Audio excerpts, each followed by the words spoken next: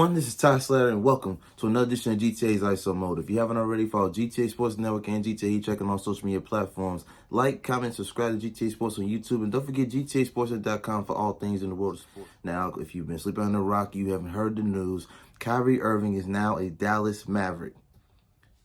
I had made a previous video telling you where he should go. I couldn't even release the video because they went and got that trade done.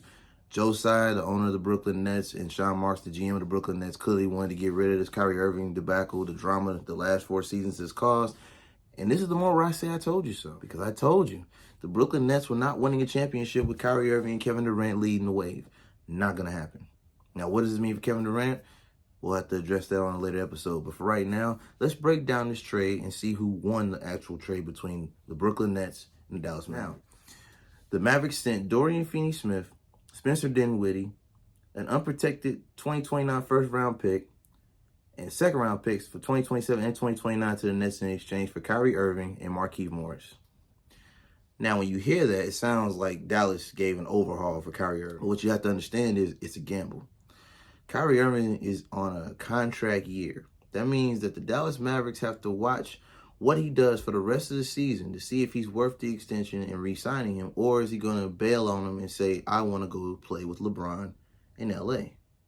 That's where everybody wanted him to go. That's where everybody expected him to go. That was my prediction where he was going to end up at. Obviously, Joe Tsai had other plans. It kind of reminds me of when Paul George demanded a trade from the Indiana Pacers. He wanted to go play in LA. They sent him to OKC. So they sent him halfway. They said, we're not sending you to the Lakers. You got to find your way there. Ironically, it looks very similar to that because Kyrie Irving coming from an East Coast team, instead of getting sent all the way to LA, he got sent halfway to Dallas, and now he has to find his way, if he still wants to go, to the Los Angeles Lakers. It wasn't going to be on Joe Tsai or Sean Marks' behalf. He has to do it on his own. We'll have to see how it looks.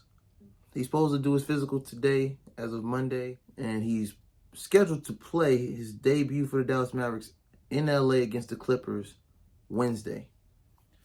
So we'll see how that goes. But overall, I think it's a great look. If Kyrie Irving and Luka Doncic can find a way to make their games mesh, because Luka doesn't have to drop those 40, 50-piece games anymore. He can come down to 30, 25, and he likes to pass. So this would make Kyrie Irving a natural 2, a shooting guard. He doesn't have to really play make. But what it does is it allows Luka to get his time on the bench and have a all-star caliber point guard, because the Kyrie can play the 1 and the 2.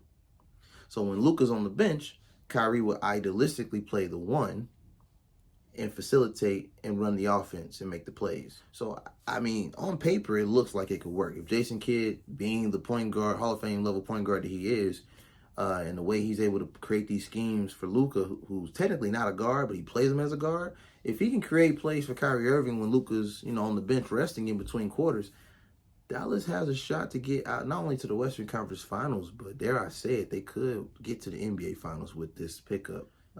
You're making a move, and shout out to Mark Cuban, owner of the Dallas Mavericks, for making a move, not wasting Luka's dominance, because Luka's been giving us MVP numbers all season. You're showing Luka that you want to win. You're not putting him in a position similar to LeBron in Cleveland the first go-around, where he's taking a team full of role players and carrying them to the finals, only to get swept by the San Antonio Spurs in 07, which they don't really count that against LeBron because, again, he took a team there that wasn't supposed to get there. That's just how great he was at the time. You don't want Luka in that situation. He drug a team with Jalen Brunson to the Western Conference Finals and almost won in the Western Conference against the Golden State Warriors. Took it to 6 games. But again, with no clear-cut number 2, and this is no disrespect to Spencer Dinwiddie, who, Dorian Finney-Smith, Spencer Dinwiddie, who got sent to Brooklyn, and then in Dinwiddie's case, got sent back to Brooklyn. That's where he started his career before tearing his ACL in 2019-2020 season and getting traded off. So him going back to Brooklyn, that's good for them. They can build around him because he's been putting up great numbers, as the number 2 in Dallas. But again, Dallas let Jalen Brunson go in the offseason, and look what he's doing in New York with the Knicks. He's carrying the Knicks on his shoulders right now. He's 6'1", dominating.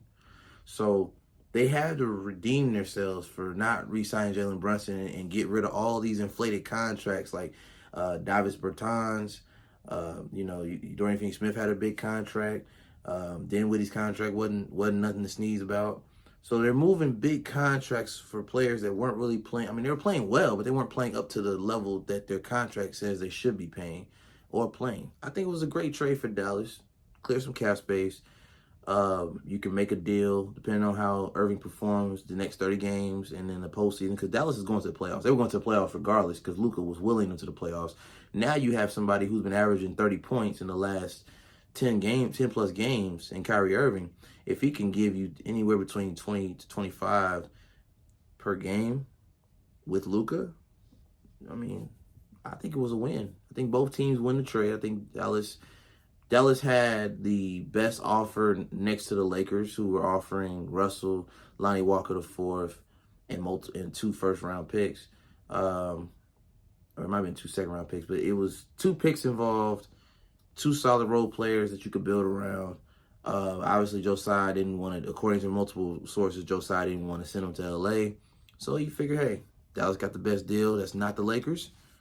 Here we go. Now, I also heard reports that Jerry West, who is basically advising the LA Clippers, made the Clippers put their name into the Kyrie Irving sweepstakes just to raise up the value of the trade and force the Lakers' hand to give out more picks and more players, because they didn't want to give up Austin Reeves. That was the last counter offer that they made. They wanted Austin Reeves, and the Lakers didn't want to move him and Max Christie.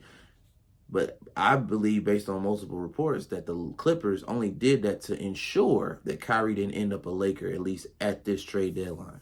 You're going to have to wait until Russ's contract comes off the books and he becomes a free agent in the offseason, and then they'll probably try to make a move to get Kyrie Irving again. But in the meantime, let's enjoy the show known as the Dallas Mavericks, featuring Luka, Doncic, and Kyrie Irving. I am excited to see this backcourt. Now, we all know offense, top tier. Defense, that's going to be a problem. Now, it's not a problem you have to worry about right at this moment, because you can shoot out most of the teams you're going to play against the next 30 games in the playoffs. So I don't expect Dallas to win the finals with this roster. What they're going to have to do when they re-sign Kyrie, if they decide to re-sign him to an extension, he wants a 4-year, $198 million deal. That's what he's shooting for. That's what his stepmom agent is shooting for. 4 years, basically $200 million. I don't know if Dallas is going to be able to pull that off. They're kind of a small market team.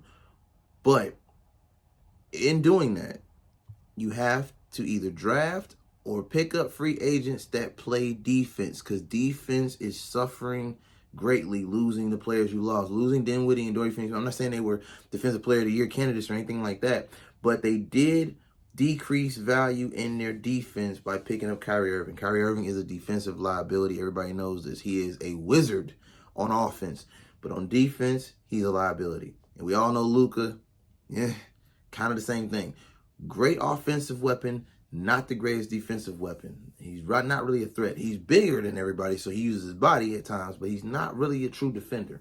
So they're going to have to find more role players willing to do the dirty work in the offseason, in the draft.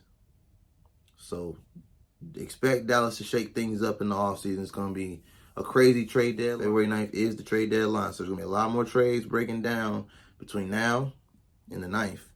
So like, comment, subscribe, and follow GTA Sports on YouTube. This is Ty Slatter, and this has been another episode of GTA Sports ISO Mode Trade Edition. Follow us, GTA Sports Network, GTA Heat Check. And this is Ty Slatter. Until next time, take care.